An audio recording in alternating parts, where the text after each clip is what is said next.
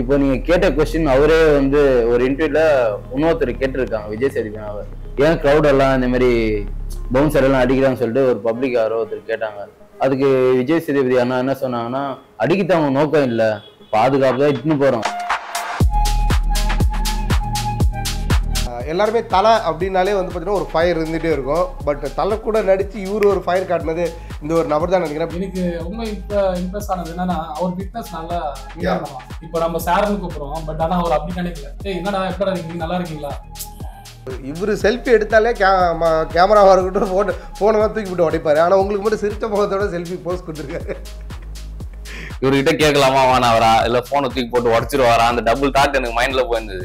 ஆனா அவர் நான் ஏதோ யோசிக்கிறேன்னு மட்டும் அவர் என்ன கவனிச்சுட்டுனா யோசிக்கிறா அப்படின்னு என்ன.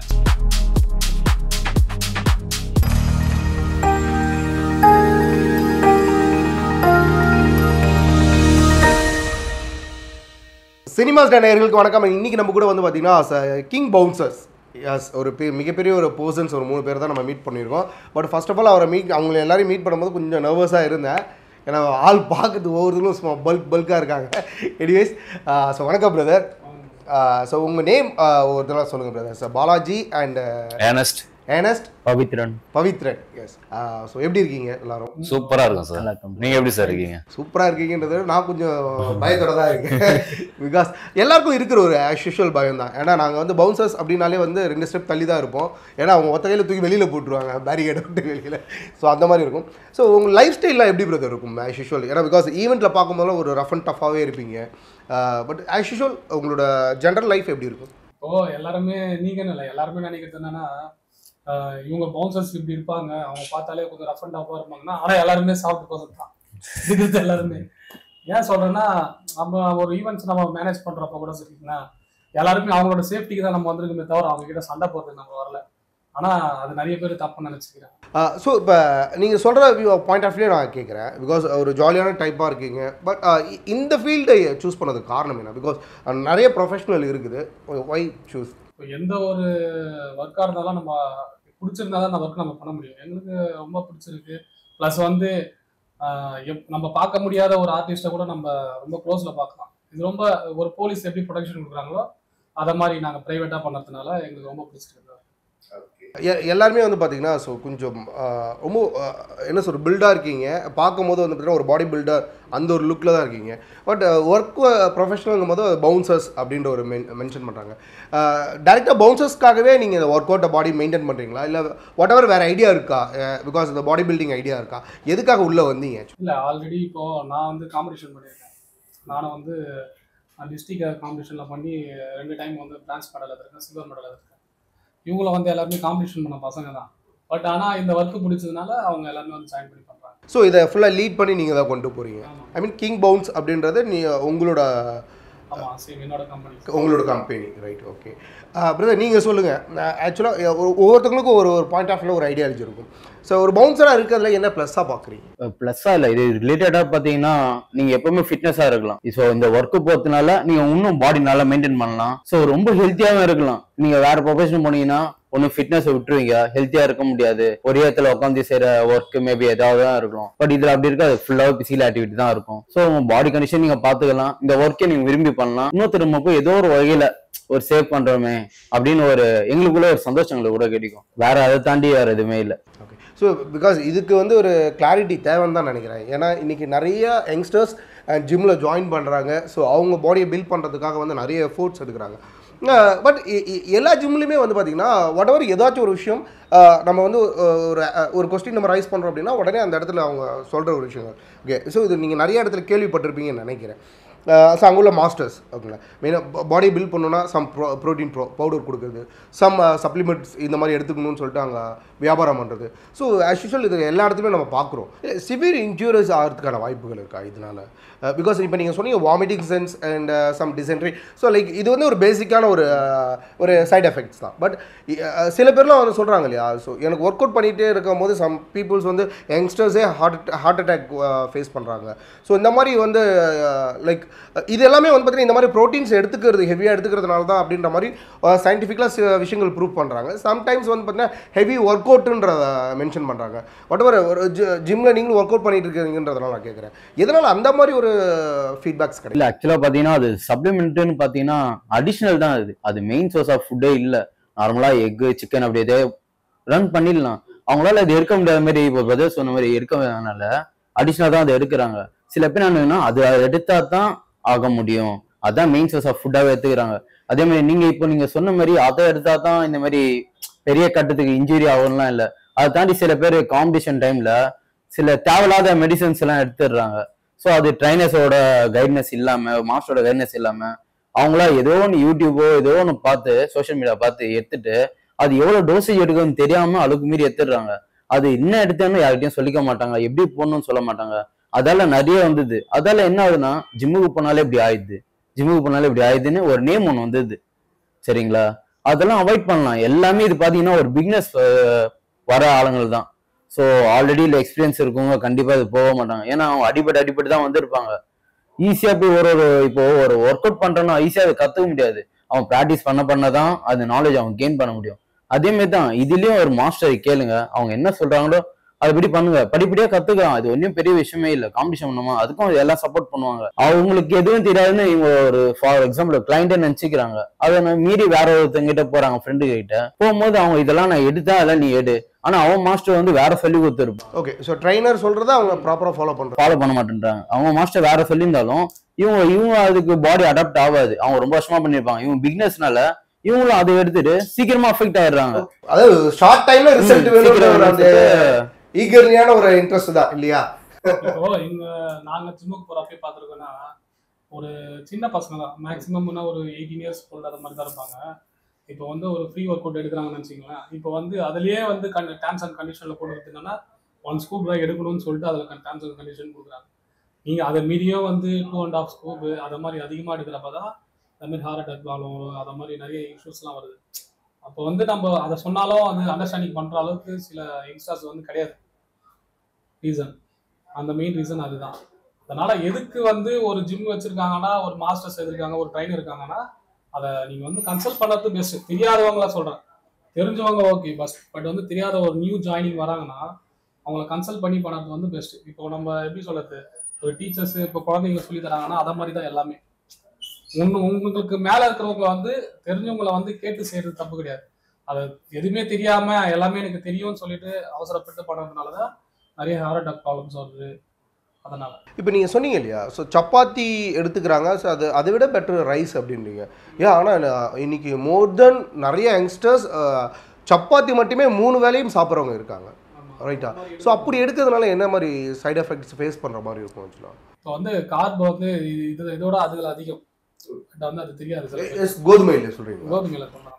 இப்போ நீங்கள் சயின்டிஃபிக் பிரகாரம் வந்து இப்போ நிறைய இன்ஸ்டாகிராம்ல பார்த்தீங்கன்னா கூட ஒரு டாக்டர்ஸ்ல கூட சொல்லியிருக்காங்க நீங்க வந்து சப்பாத்தியோட ரைஸே பெஸ்ட்டு, பட் ஆனால் வந்து இதில் இருக்கிற 100 கிராமோட இதில் வந்து கண்டென்ட்ஸ் அதிகம் தான் சொல்கிறாங்க. அதனால ரைஸ் எடுக்கிறது பெஸ்ட்டு தான். ஆனால் ஒருத்தவங்க பாடிக்கு அவங்க என்ன செட் ஆகுமோ அதை எடுக்கலாம், தப்பு கிடையாது. அது ஆனால் கன்சல்ட் பண்ணி எடுக்கிறது பெஸ்ட்டு. எனக்கு தெரிஞ்சு ரைஸே ஓகே தான். ஸோ நீங்கள் ஏதாச்சும் இந்த மாதிரி ஆர்டிஸ்ட்டை ஃபேஸ் பண்ணும்போது ஒரு டிஃபிகல்ட்டி ஃபேஸ் பண்ணியிருக்கீங்களா? 2 ஆர்டிஸ்ட்டை சொல்லும் பிரதர். ஒன்று வந்து விஜய் சேதுபதி அண்ணா. இப்போ நீங்கள் கேட்ட கொஸ்டின் அவரே வந்து ஒரு இன்டர்வியூல இன்னொருத்தர் கேட்டிருக்காங்க விஜய் சேதுபதி அண்ணாவை, ஏன் க்ரௌட் எல்லாம் இந்த மாதிரி பவுன்சர் எல்லாம் அடிக்கிறான்னு சொல்லிட்டு ஒரு பப்ளிக் யாரோ ஒருத்தர் கேட்டாங்க. அதுக்கு விஜய் சேதுபதி அண்ணா என்ன சொன்னாங்கன்னா, அடிக்கத்தவங்க நோக்கம் இல்லை, பாதுகாப்பு தான் இட்டுன்னு போகிறோம், தவறுதெல்லாம் கை பட்டிருக்கோம், அது உங்களுக்கு அப்படி இருக்கலாம். நீங்க நினைச்சு பாருங்க, ஒரு 100 பேர் இருக்கிற பப்ளிக்ல ஒரு 10 பவுன்சர் அவன் எவ்வளவுதான் தடுப்பான் அப்படின்னு சொல்லிட்டு ஒரு இன்டர்வியூலயே சொல்லியிருப்பாரு. அப்போ நான் அண்ணன் கூட தான் இருக்கேன், விஜய் சேதுபதி அண்ணா கூட.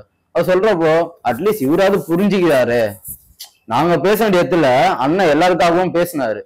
அது ஒரு இன்சிடென்ட், அது நிறைய பேருக்கு பிடிச்சது, எல்லாருமே பார்த்தாங்க, அது ரொம்ப நல்ல விஷயம். 2வது பாத்தீங்கன்னா சிம்பு அண்ணா கூட இருந்திருக்கேன், எஸ்டி அண்ணா கூட 1 மாசம் அவர் கூட ஒரு மூவிக்காக கூடிய இருந்தேன். அப்போ போறப்போ அது மதுரையில நடந்தது, ஓகேங்களா? போறப்போ ரோடே பிளாக் பண்ணிட்டாங்க. நார்மல் ஃபேன்ஸ் பேஸ் தான், போட்டோ எடுத்தே ஆகணும். அவர் என்ன ஐடியானா லாஸ்டா ஷூட்டிங் லாஸ்ட் டே அன்னைக்கு எல்லாருக்கும் போட்டோ கொடுப்பாரு. அது முன்னாடியே சொல்லிட்டாரு, அதே மாதிரி கொடுத்தாரு அண்ணன், சரிங்களா? அதெல்லாம் மறிச்சுட்டு எங்களுக்கு வேற வழியில அவர் சேஃபா இட்டு போன ஒரு கட்டாயத்துல இருக்கும். ஸோ பைக்லாம் நடுவில் விட்டாங்க, அந்த ஒரு பாதை தான், சின்ன ஒரு வயல் மாதிரி பாதை தான். அதெல்லாம் ஓரத்தை வச்சுட்டு கொஞ்ச தூரம் போயிட்டு அதுக்கப்புறம் அண்ணனை வந்து எங்க காருக்கு ஷிஃப்ட் பண்ணிட்டு அவரை வேற காருக்கு ஷிஃப்ட் பண்ணிட்டு சேஃபா இட்டு போறதுக்குள்ளேயே ரொம்ப படாத பாடுபட்டோம். ஃபேண்டாஸ்டிக் பிரதர், நிறைய விஷயங்கள் பகிர்ந்துக்கிட்டீங்க. அண்ட் இப்போ வந்து பார்த்தீங்கன்னா ஒரு ஃபோட்டோ செக்மெண்ட். இந்த ஃபோட்டோ செக்மெண்ட் வந்து பார்த்தீங்கன்னா உங்கள்கிட்டேருந்து எடுத்த ஒரு ஃபோட்டோஸ் தான்.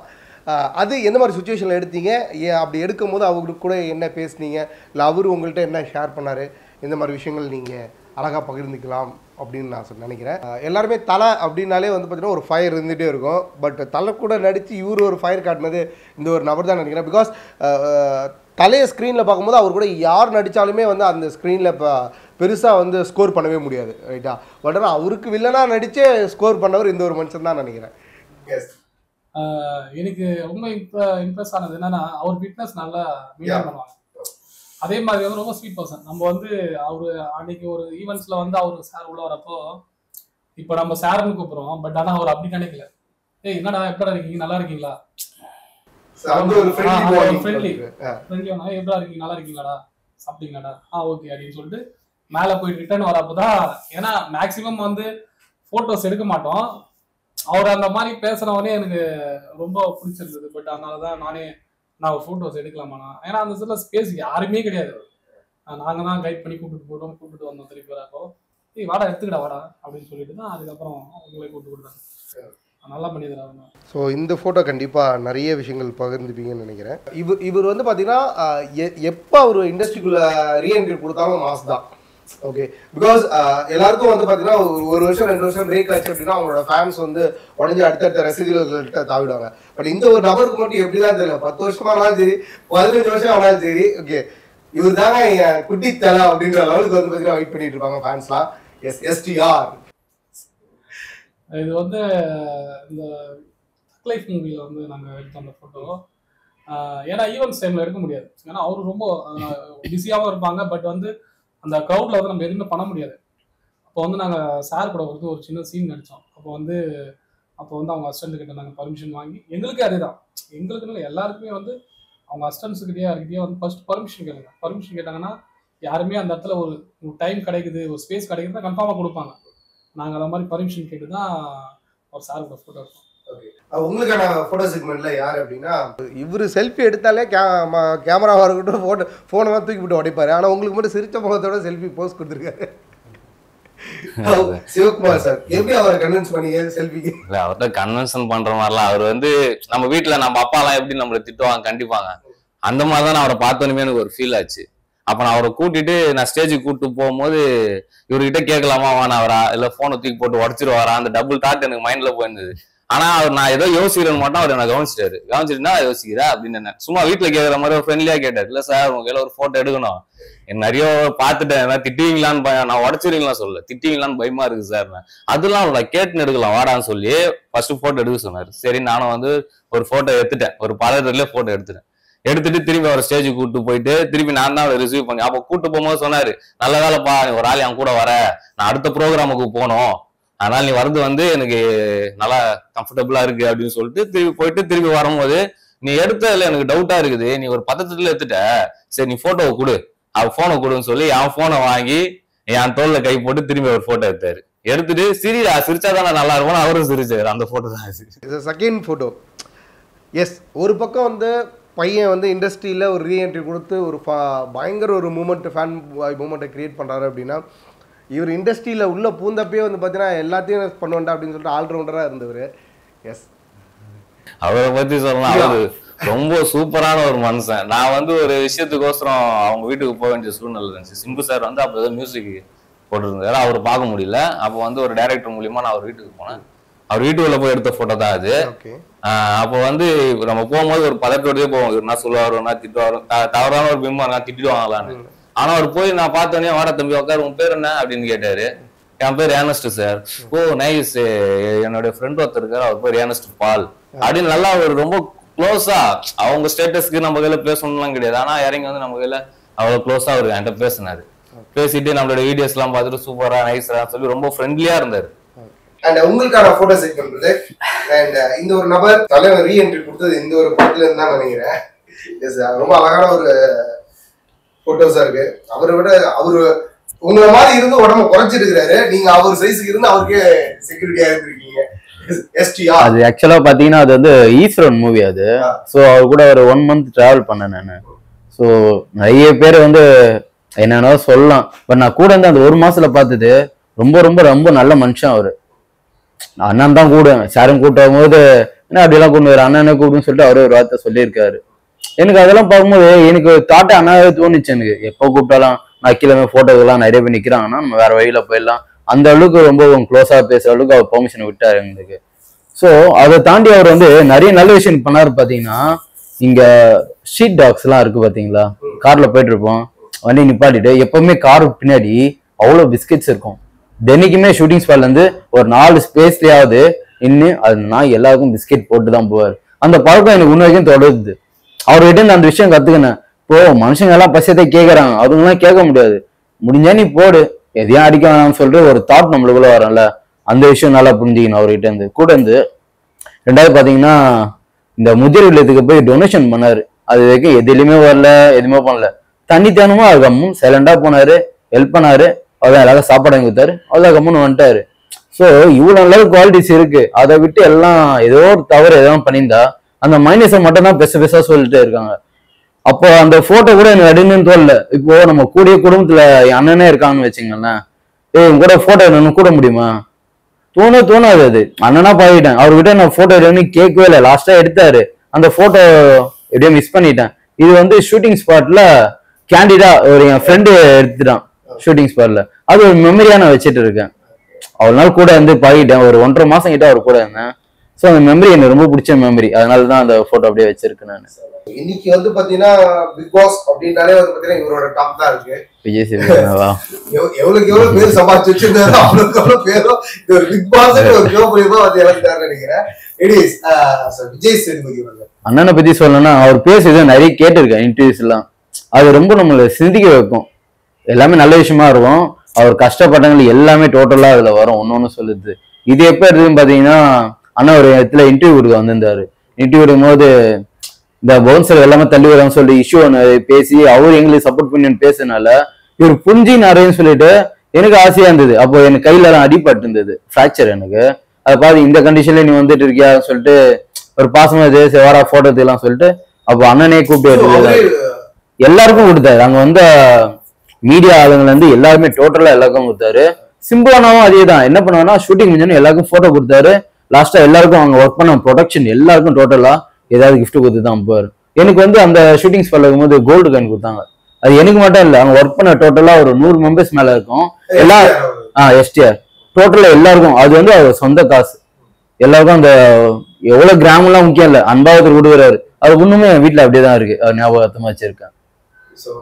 மெயின் திங் இல்ல, சோ நம்ம கூட ஒரு கேர் பண்ணி அவங்களுக்கு ஒரு மெமரபிளா ஒரு விஷயங்களை ஷேர் பண்றதா பெரிய விஷயம்.